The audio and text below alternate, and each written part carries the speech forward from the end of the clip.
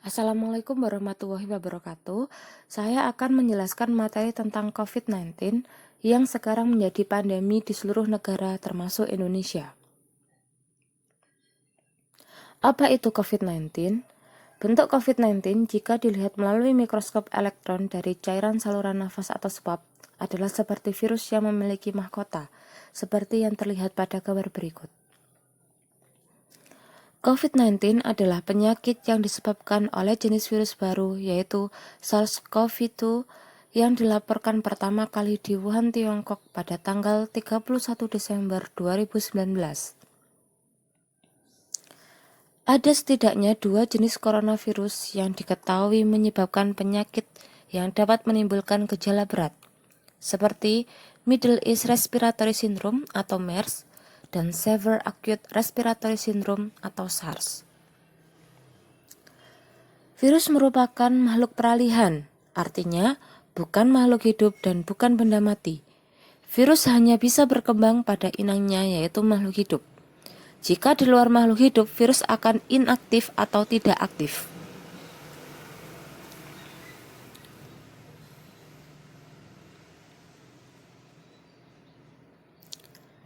Masa inkubasi COVID-19 adalah 1-14 hari dan pada umumnya terjadi di hari ketiga sampai hari ketujuh. Ciri-ciri orang yang terpapar COVID-19 adalah demam di atas 38 derajat Celcius, batuk, dan sesak disertai lemas, nyeri otot, dan diare.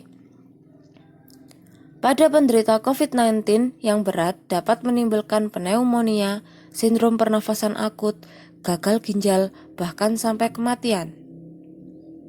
Virus corona dapat menyebar dari orang yang terinfeksi ke orang lain melalui berbagai cara, seperti melalui droplet percikan batuk dan bersin, kontak pribadi seperti menyentuh dan berjabat tangan, menyentuh benda atau permukaan dengan virus di atasnya, kemudian menyentuh mulut, hidung, atau mata sebelum mencuci tangan.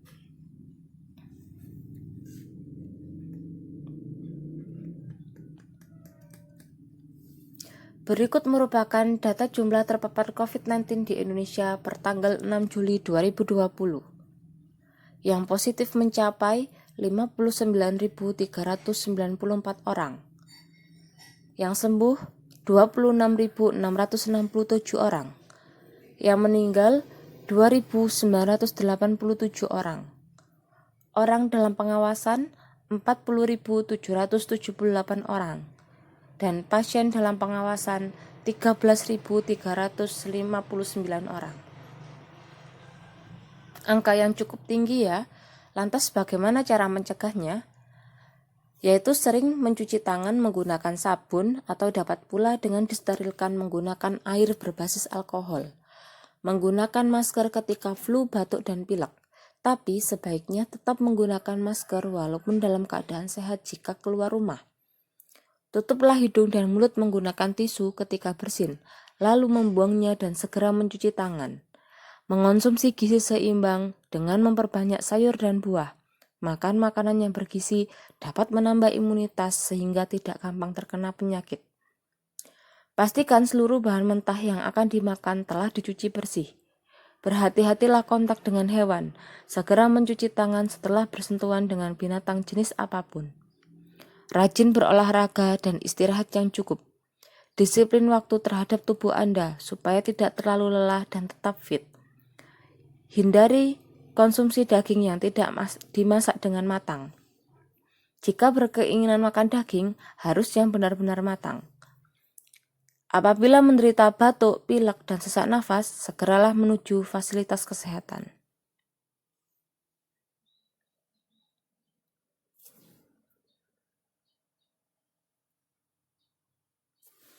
Terima kasih, sekian dari saya. Semoga bermanfaat dan semoga kita dalam keadaan sehat selalu. Amin amin ya rabbal alamin. Wassalamualaikum warahmatullahi wabarakatuh.